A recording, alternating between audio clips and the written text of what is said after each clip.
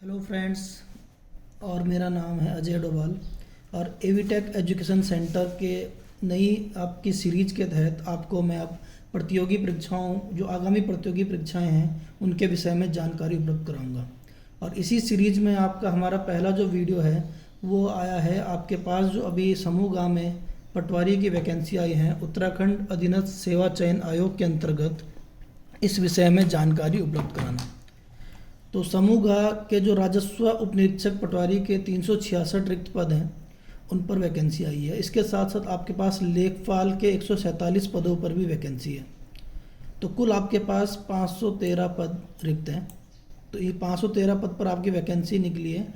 तो विज्ञापन की प्रकाशन की जो तिथि है वो 17 जून है आपके, और इस पे जो आवेदन प्रारंभ हो जाएंगे वो 22 जून से प्रारंभ हो जाएंगे। आवेदन की अंतिम तिथि आपकी 5 अगस्त 2021 है।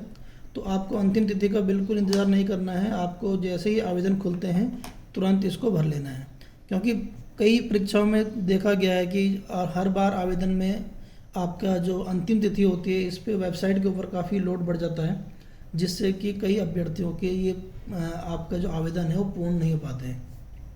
तो उस चीज़ से आपको क्योंकि बहुत टाइम बाद पटवारी की वैकेंसी आई है तो आपको इस चीज़ से बचना है, और आपको तुरंत 22 जून के बाद ही आपको इसको फिल कर देना है। इसमें जो परीक्षा शुल्क है आप नेट बैंकिंग या डेबिट कार्ड द्वारा जमा कर सकते हैं। इसकी जो अंतिम तिथि है आपके आवेदन पूर्ण होने के बाद आप 7 अगस्त तक, यानी 2 दिन आपको एक्स्ट्रा मिलते हैं ये आपका बैंकिंग के लिए और डेबिट कार्ड से शुल्क जमा करने के लिए। इसमें आपके दोनों परीक्षाएं होंगी, शारीरिक दक्षता और लिखित परीक्षा। तो इसका जो अनुमानित समय है, अभी आपको निश्चित समय नहीं दिया गया है, तो अनुमानित समय आपको नवंबर 2021 दिया गया है इसमें।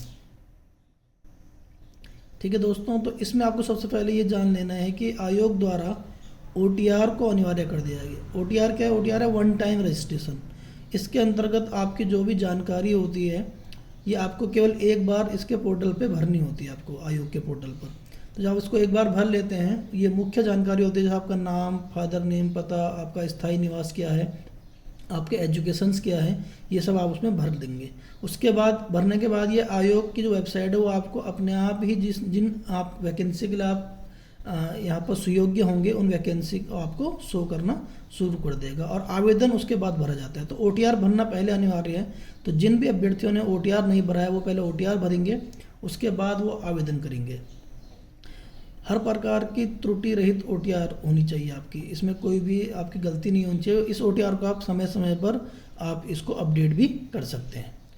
तो आपके पास अगर OTR भरने में कोई दिक्कत आ रही है तो आप सहायता के लिए इसके टोल फ्री नंबर पर आप कॉल कर सकते हैं। ये आपको टोल फ्री नंबर यहाँ पर दिया हुआ है, ये 9520991172।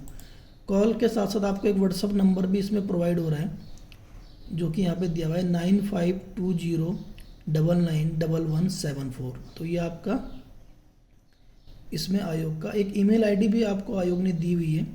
तो ये ईमेल आईडी आपका chayanayog@gmail.com है। इस पर भी आप उनको संपर्क कर सकते हैं। अगर आपको कोई भी जवाब नहीं मिल पा रहा है इन नंबर पर तो आप उनको ईमेल जरूर कर सकते हैं और जल्दी से अपना OTR कंप्लीट कर सकते हैं।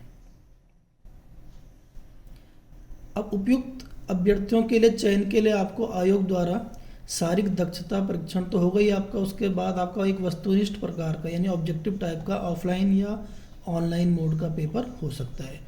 तो इसमें अभी निश्चित नहीं है कि ऑनलाइन होना है या ऑफलाइन होना है, तो ये आपको समय के साथ इसकी जानकारी आपके मोबाइल नंबर पर दे दी जाएगी। इसके साथ साथ आपको ईमेल भी दिया जाएगा।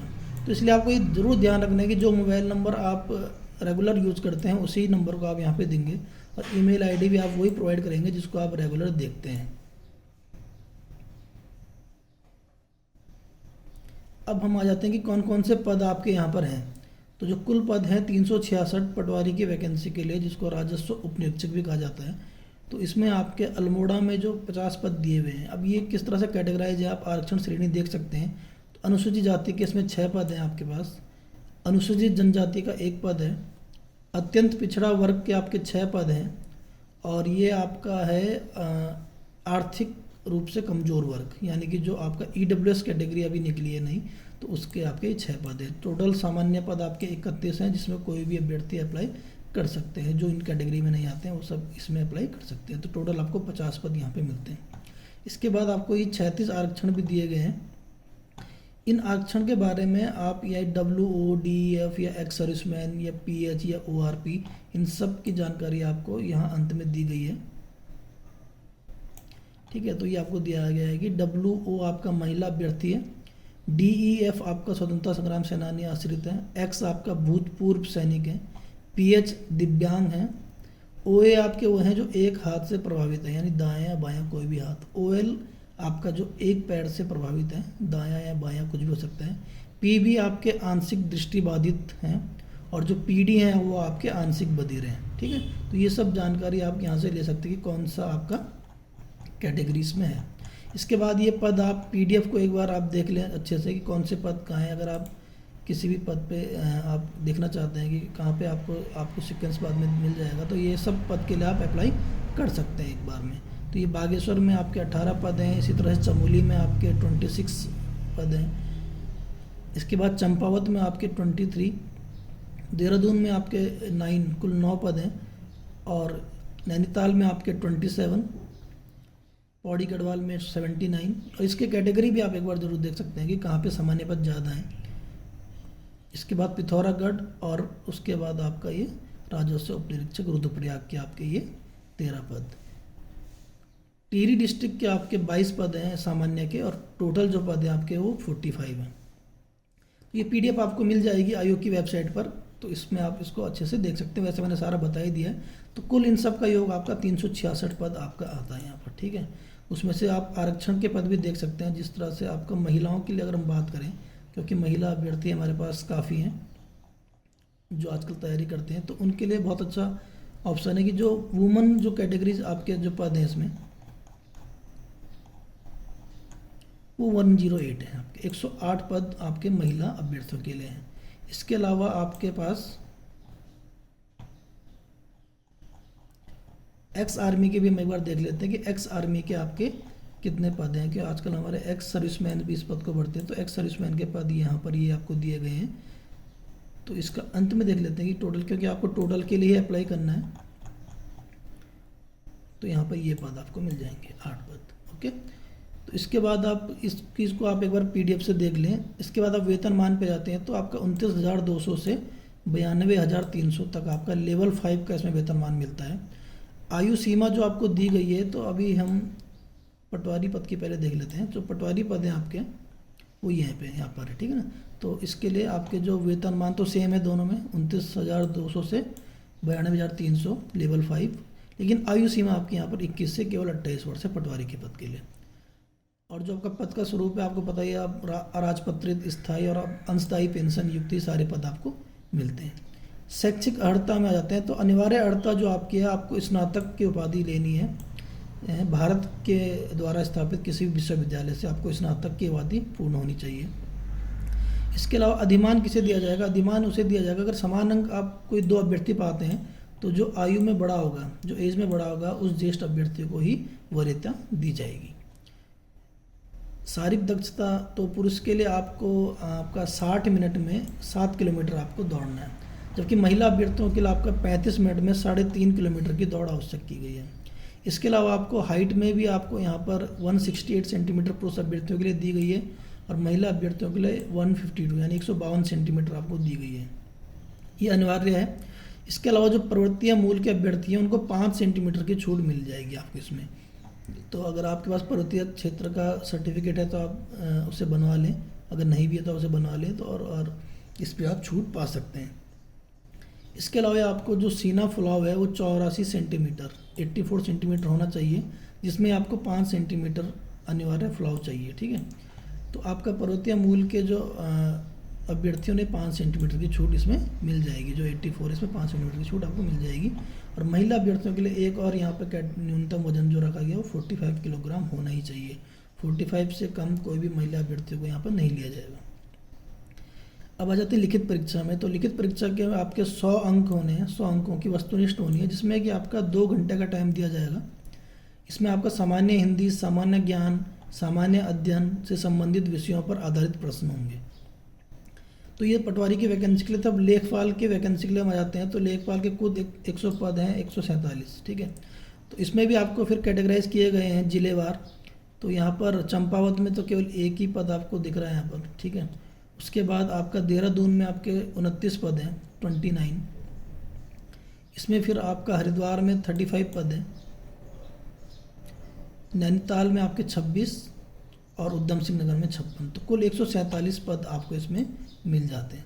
47 पद में आपके जो 36 आरक्षण में महिलाओं के लिए जो पद दिए गए हैं, इस लाइन में आप नीचे आ जाइए, महिलाओं के लिए कुछ कुल 61 पद हैं आपके पास, ठीक है। और ये जो 8 पद आपको दिए गए हैं ये आपके एक्स आर्मी के हैं, ठीक है। बाकी कैटेगरी आप देख सकते हैं, मैंने आपको बता दिया आपको कहाँ पे देखना है।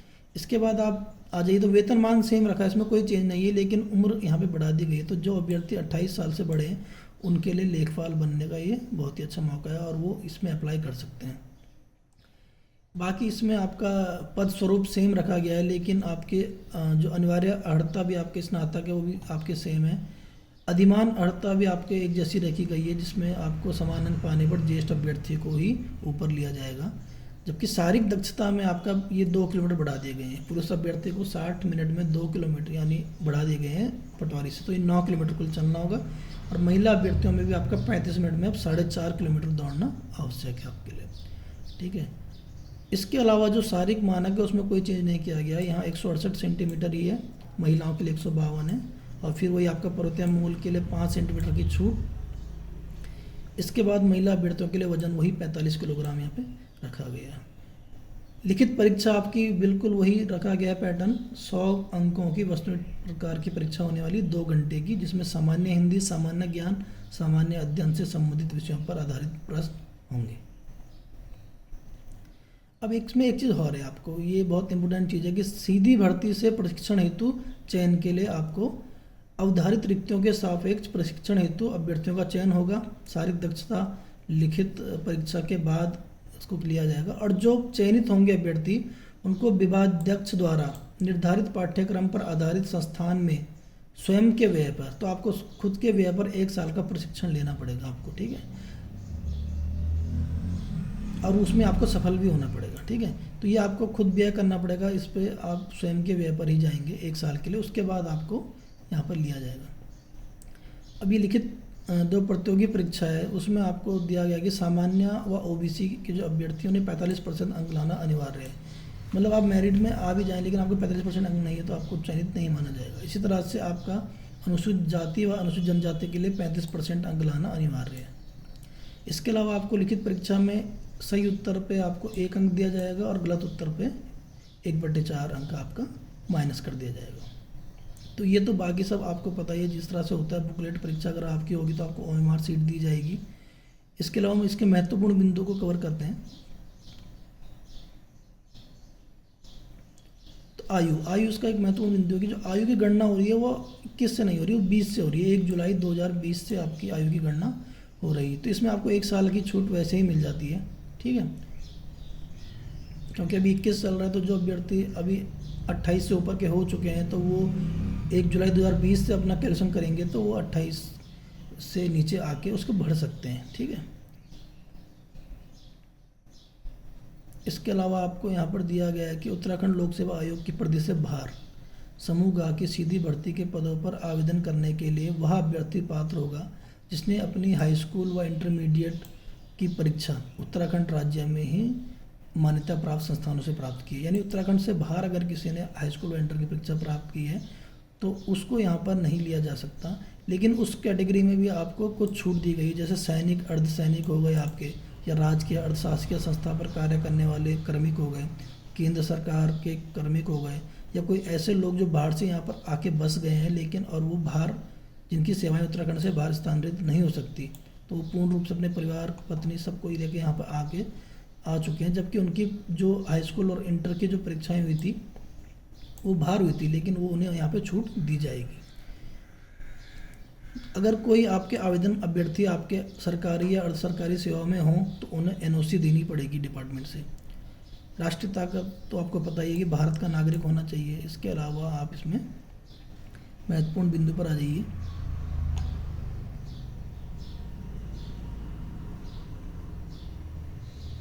तो वैवाहिक स्थिति में भी उन अभ्यर्थियों को ही लिया जाएगा जिनकी एक पत्नी है। जीवित, ठीक है ना। तो जिनकी एक से दो अधिक पत्नी जीवित है उन अभ्यर्थियों को कैंसिल हो जाएगा, और ऐसा महिला अभ्यर्थी भी पात्र नहीं होगी जिसने ऐसे पुरुष से विवाह किया है जिसकी पहले से पत्नी जीवित है। तो ये भी आपको देखना होगा इसमें। अब आरक्षण पे हम आ जाते हैं। तो उर्द और क्षैतिज दो आरक्षण आपके दिए गए हैं। तो उत्तराखंड राज्य की जो अनुसूचित जातियां हैं, अनुसूचित जनजातियां हैं, पिछड़ी जातियां हैं, आर्थिक रूप से कमज़ोर वर्ग हैं, इनको इस श्रेणी में रखा जाएगा आपके उर्दू आरक्षण में। इसके अलावा जो क्षैतिज आरक्षण में आपके दिया गया है, क्षैतिज आरक्षण में आपका भूतपूर्व सैनिक हो गए, स्वतंत्रता संग्राम सैनिक हो गए, इनको रखा जाएगा। इसके लिए आपको इसमें प्रमाण पत्र देना अनिवार्य है, ठीक है। आर्थिक रूप से कमज़ोर उन्हीं अभ्यर्थियों को मिलेगा जिन्हें अनुसूचित जाति, जनजाति या अन्य पिछड़ा वर्ग में आरक्षण प्राप्त नहीं है। तो जिनको यहाँ आरक्षण मिल रहा है वो ईडब्ल्यूएस में अप्लाई नहीं कर सकते। बाकी अगर कोई भूतपूर्व सैनिक है तो इस कॉलम को बहुत ध्यान से पढ़ ले, इस वाले कॉलम को बहुत ध्यान से पढ़ ले। अगर कोई भूतपूर्व सैनिक या एक्स आर्मी इसको अप्लाई कर रहा है।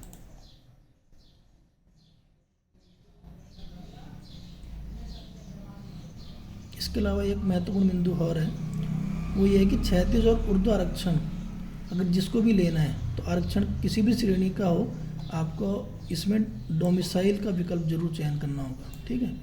तो डोमिसाइल आपका उत्तराखंड का है या कहाँ का है, उस विकल्प को आप जरूर चयन करें, उसके बाद ही आपको आरक्षण मिल पाएगा। अब चल जाते हैं कि हम भरना कैसे है, हमें ऑनलाइन आवेदन कैसे करना है। तो हमें जो ऑनलाइन आवेदन करना है वो आपका UK-SSC की जो साइट है आपकी www.SSC.uk.gv.in, इस पर चले जाना है। इसमें ऑनलाइन माध्यम से आपको पूर्ण करना है। तो पहले आपको OTR पूर्ण करना है। OTR बनाने के बाद आपका यूज़र नेम, आपकी वैध ईमेल ID और मोबाइल नंबर होगा। इसके बाद आपको OTR में जो सूचनाएं आप भरेंगे वो सेव हो जाएंगी। इसमें आपको हाल की जो तस्वीर लगानी है आपकी, मतलब आपकी लेटेस्ट तस्वीर होनी चाहिए, पुरानी नहीं होनी चाहिए, और हस्ताक्षर की इमेज को अपलोड करना होगा। फ़ोटो का जो साइज़ आपका होगा वो अधिकतम 50 KB होगा, और स्कैन के हस्ताक्षर का साइज़ भी अधिकतम 50 KB होगा, और अंगूठे का निशान भी आपका अधिकतम 50 KB। तो 50 KB से कम ही आपको साइज़ रखना है इन तीनों का। इस OTR को पूर्ण भरने के बाद आप आवेदन के लिए यहाँ क्लिक करें, एक विकल्प होगा उस पर क्लिक करेंगे। तो यहाँ पे क्लिक करने के बाद आपको जो भी मानदंड से मिलान करता हुआ जो आपका होगा आवश्यक पात्रता, वो आपको सिस्टम पे दिखा देगा कि आप ये फॉर्म भर सकते हैं। आपको उम्मीदवार को आवेदन सबमिट करना बहुत ज़रूरी है, ठीक है। आप अधूरा नहीं छोड़ सकते। अगर आप अधूरा छोड़ते हैं तो फिर आपका ये सबमिट नहीं होगा। कई बार होता है आप फॉर्म भर लेते हैं, शुल्क नहीं जमा करते, तो शुल्क का भुगतान भी आपको करना पड़ेगा, तभी आपका कंप्लीट माना जाएगा। शुल्क भुगतान के आपको ये तरीके दिए, नेट बैंकिंग हो गया, डेबिट कार्ड हो गया, क्रेडिट कार्ड हो गया। इसके अलावा CSC केंद्र पर भी आप इसको भर सकते हैं। शुल्क के बारे में आपको बता दें कि शुल्क जो आपका है वो अनारक्षित सामान्य वर्ग के लिए 300 रुपये, OBC के लिए भी सेम आपको 300 रुपये रखा गया, अनुसूचित जाति के लिए 150 और अनुसूचित जनजाति के लिए 150, और उसके साथ साथ दिव्यांग जो होंगे और आपके EWS कैटेगरी के जो होंगे आर्थिक रूप से कमज़ोर वर्ग, उनके लिए भी 150 रुपये रखा गया है। तो शुल्क जमा करने के बाद ही आपका आवेदन पत्र पूर्ण माना जाएगा। अब इसके बाद ये कि अगर आपने कोई त्रुटि कर दी है इस अपने OTR भरने में, ठीक है ना, तो इसमें किसी प्रकार की त्रुटि होने पर अंतिम चयन के बाद भी अभ्यर्थी निरस्त हो सकता है। इसलिए आप OTR को बहुत ही ध्यान से भरें, ठीक है ना। जैसे कोई साइबर कैफ़े में आवेदन करता है तो वो अपना भरने के बाद पूर्ण आवेदन प्रिंट आउट लेकर उसको सावधानीपूर्वक पढ़ सकता है। यदि आवेदन में कोई त्रुटि है तो OTR में एडिट का विकल्प है, आप उसे ले सकते हैं, एडिट कर सकते हैं। अब एडिट करने के बाद आप फाइनल सबमिट कर लेते हैं। उसके बाद आवेदन पत्र में किसी भी त्रुटि के लिए आवेदक जिम्मेदार नहीं होगा, आप ही जिम्मेदार हैं, आवेदक ही जिम्मेदार होगा। इसके अलावा कोई भी आप जिम्मेदारी नहीं लेगा इसकी। इसीलिए आपको ये नहीं कह सकते कि किसी और ने गलत भरा इसलिए मेरा ऐसा हो गया, लेकिन आप ही उसके जिम्मेदार माने जाएंगे। इसके अलावा आपके पास एक इन्होंने ऑप्शन और रखा है, अगर OTR में अभ्यर्थी का नाम, पिता का नाम या जन्म तिथि आपका अगर आधार नंबर, मोबाइल नंबर कोई गलत भरा जाता है तो आप माई रिक्वेस्ट बटन पे जाके उसको संशोधन के लिए आप रिक्वेस्ट डाल सकते हैं। ये रिक्वेस्ट आपकी अप्रूव हो जाएगी तो आपका ये अपना आप ही अपडेट हो जाएगा, ठीक है। तो माई रिक्वेस्ट का ऑप्शन इनमें दिया हुआ है। इसके बाद अभ्यर्थी ऑनलाइन आवेदन तथा अन्य अभिलेखों को प्रिंट आउट भविष्य के लिए रख ले, ठीक है ना।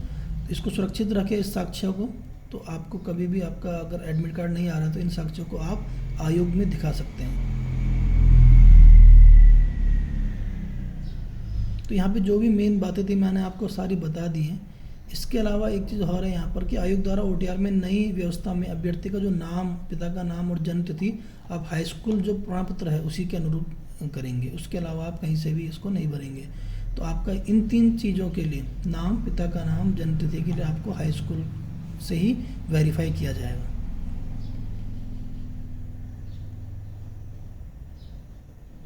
बाकी इसमें कई चीज़ें आप इसको पढ़ सकते हैं, बाकी इसमें कोई ज़्यादा इम्पोर्टेंट चीज़ नहीं है। मैंने आपको सारी जो भी आपकी चीज़ें हैं, जो भी आपके महत्वपूर्ण बातें हैं वो सब बता दी हैं। आयोग द्वारा ऑफलाइन परीक्षा के साथ साथ अब ऑनलाइन कंप्यूटर बेस्ड टेस्ट भी हो रहे हैं। तो अतः यह परीक्षा ऑफलाइन या ऑनलाइन दोनों में से एक प्रक्रिया से संबंधित है, तो आप दोनों के लिए तैयार रहें, ठीक है।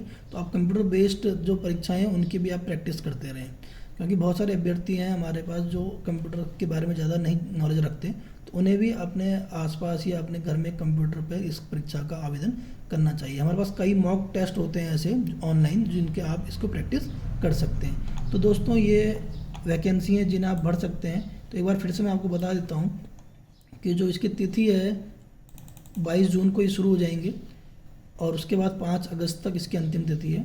तो आपको ये जून के महीने में ही या जुलाई के महीने में भर लेना है, अगस्त का वेट आप नहीं करेंगे, ठीक है। धन्यवाद। आपको वीडियो कैसा लगा हमें बताना, और इसके बाद आने वाली कोई भी नई वैकेंसी के पे मैं आपको ज़रूर वीडियो लेके आऊँगा, इसलिए आप हमारे चैनल के साथ बने रहें, इसके सब्सक्राइब कर लें, इसलिए आपको पता लगता रहेगा कि नई वैकेंसी कौन कौन आ रही है और कैसे आपको भरना है। मैं आपको संपूर्ण जानकारी इस वीडियो में दिया करूँगा, जिससे आपको आवेदन पत्र भरने में बहुत ही आसानी रहेगी।